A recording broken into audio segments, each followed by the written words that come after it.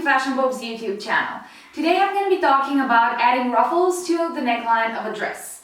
I use this black elastic lace to add 3 lines of ruffles on a fairly plain bodycon dress. The dress is actually velvet and I really like the feel of this fabric. However, I do feel a little bit uncomfortable with the bodycon cut. It puts a lot of focus on your silhouette. So I was hoping that by adding some texture with the ruffles, I can shift the focus away from the silhouette of the dress and my butt in particular to the neckline of the dress. I also added ruffles to the back of the dress, as you can see here.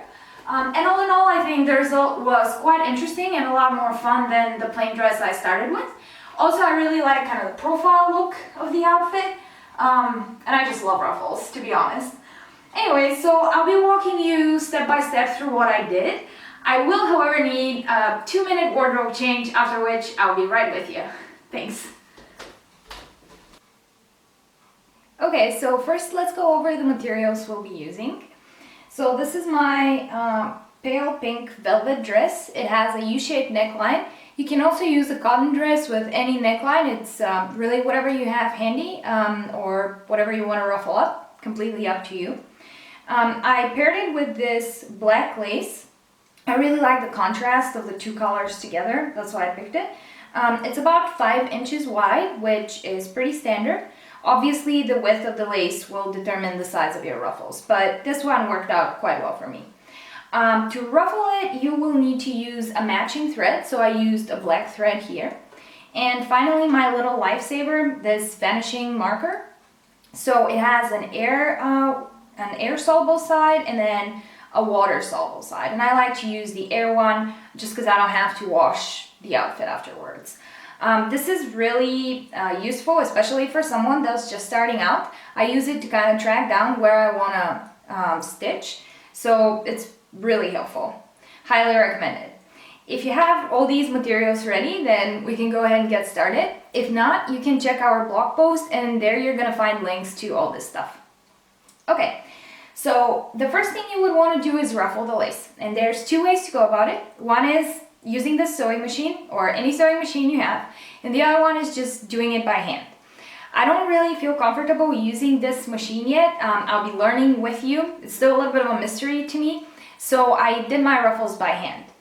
If you do, however, want to use the sewing machine, then you would want to put the tension dial on the lowest, so the loosest possible stitch. This will be 0 for me, and then choose the longest stitch, so this will be 4 in my case. And once you have this set up, let's see, hopefully it works. Okay. Okay, so let's see. Yay! No threads are just sticking out everywhere. That's a good sign. Okay, so we have this cute little ruffle here, and essentially the sewing machine just ruffled up the fabric for us. Obviously you need to keep track of the ends of the fabric, but anyway, so this is one way to do it. The easiest way for me at this point is just doing it by hand, and it takes a little bit longer, but if you have a good TV show going on and you're just relaxing, then it really didn't take me that long to finish it. So I have my matching thread here, make sure it's long enough, and then what you will do is just kind of like weave it through the lace, right? So it's very kind of like mindless and easy thing to do. That's why, like I said, you can do it while just watching something on the couch. So you're weaving it through, make sure to leave plenty of thread at both ends, and once you're done, you will just kind of gather the fabric together, and this is going to give you the ruffles. So this right here is kind of the complete ruffle patch that I already made. So once you weave the needle and the thread through the lace, this is kind of what it's going to look like. Similar to the sewing machine, just at this point I feel more comfortable with this. One thing to note is that the ruffles actually take up quite a bit of fabric. So this line right here was originally 24 inches, and from it I got around 8 inches of ruffled fabric. So depending on the density of the ruffles, obviously this will change. So for example, if I want it to be kind of poofier, then you will need even more fabric, right? If you're looking for something like this. But just keep in mind that at least like 3 times the length that you actually need is necessary for making these ruffles. Okay, so the next thing you would want to do is kind of track down where you want these ruffles to be. So if you're working with the neckline, that's fairly easy. You just need to stitch the ruffles on the neckline. In my case, however, I did add 2 additional lines of ruffles. So I used this little magic marker here and just kind of track down where I want the second row to be. So it will look like something like this. Here you can see the marker. It will disappear in a little bit of time. But basically you would want to, ideally with a straight line, mark where you need to stitch every second row of ruffles. So do that, take a look at the mirror, make sure that this is something that you like, and then you can proceed with sewing.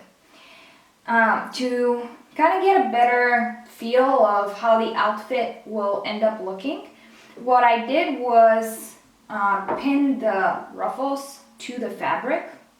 So let's say we're doing the neckline first. So I just used pins to lock the position of my ruffles on the dress. And you don't have to use a whole lot of these. The idea is just to see what it will look like and whether that's something you like or not. So I pinned my ruffles, and then make sure to try out the dress. I always like to try it out just to see if it actually looks good on me. And if you don't like something, that's the time to change it. I went through quite a few revisions before finally deciding on where to put the ruffles and how many of them I actually need. Be careful not to stab yourself, but if you do, it's totally worth it, because that way you will know exactly how the outfit will look. Okay, once you have your ruffles pinned and you're sure that that's a look that you're feeling good with, then it's time to actually sew them on the dress. And for this I did use the sewing machine, hooray me, but you can totally do it by hand as well. So basically, again, with the matching thread, we're just gonna sew the ruffles on the dress, and make sure to remove the pins as you sew, because you don't want to sew over a pin or break your needle or something. But that would be the last step for completing this outfit. I hope you enjoyed this do-it-yourself project. Make sure to subscribe to our YouTube channel so you can stay up to date on all the different do-it-yourself ideas and projects we're working on. You can also visit our website, fashionbook.com. There you will find a blog post that details all the steps we covered in the video to make this outfit right here. We'd also love to hear from you, so comment, connect with us on social media, and thanks again for watching. Bye!